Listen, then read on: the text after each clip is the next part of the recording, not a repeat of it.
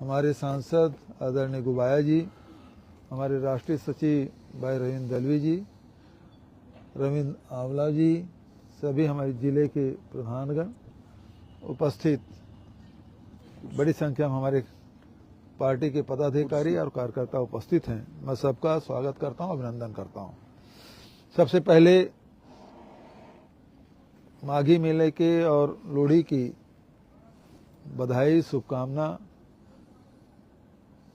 साथ ही आज एक महत्वपूर्ण दिन जिसमें गुरु गोविंद सिंह जी यहाँ आए थे और आनंदपुर वो छोड़ चुके थे, यहाँ आए, मुगलों के उनकी लड़ाई हुई और उस समय जो 40 जो सिख थे उनको छोड़ के चले गए थे और उन्होंने एक बेदवा भेज दिया था। रास्ते में एक महिला मिली, माई भागो। उन्होंने उन 40 सिखों को ललकारते हुए कहा कि तुम चूड़ियां पहन लो, लड़ाई लड़ने तो मैं जा रही हूं। उनका हृदय परिवर्तन हुआ और वो फिर वापस आए और युद्ध में 40 सिख शहीद हुए और इसलिए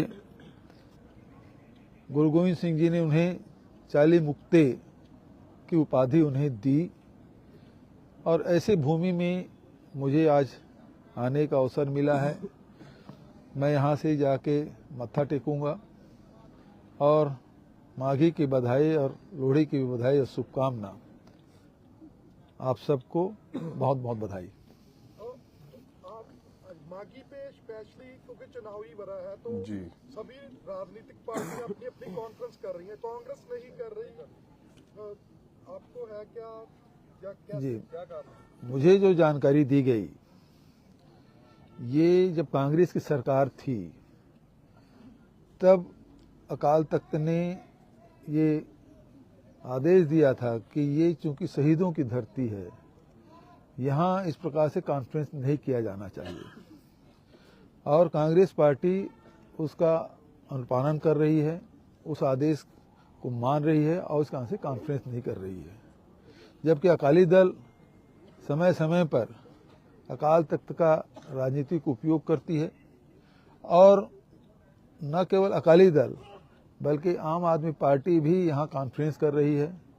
सवाल इस बात का है कि आम आदमी पार्टी यहाँ करोड़ों खर्च कर रही है, बसें लगा रही है, यात्रियों को तकलीफ होगी मेले में आने में, सरकार का पैसा। लेकिन सवाल इस बात का है कि पैसा आम आदमी पार्टी का है कि सरकार का है, और सरकारी पैसे खर्च करके आम आदमी पार्टी अपना प्रचार कर रही है। ये तो जांच के दायरे में आता है।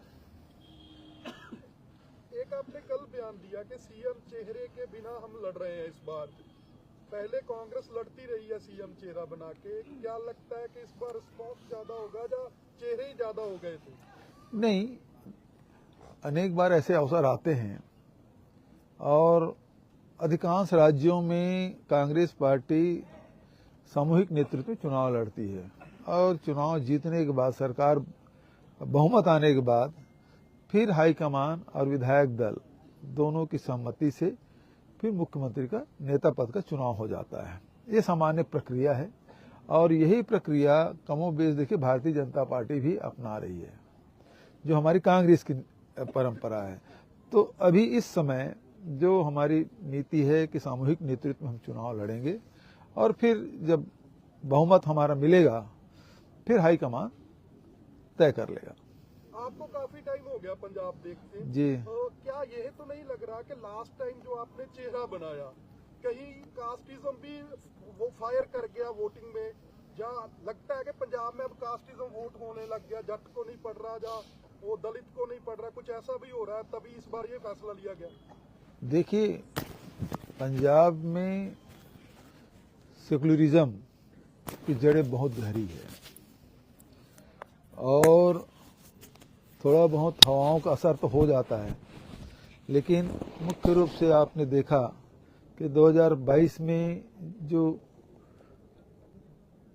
किन्हीं गलतियों के कारण से जनता हमसे नाराज हुई थी, लेकिन जब लोकसभा का चुनाव आया 2024 में, तो वही जनता ने हमें खूब भरपूर आशीर्वाद दिया है।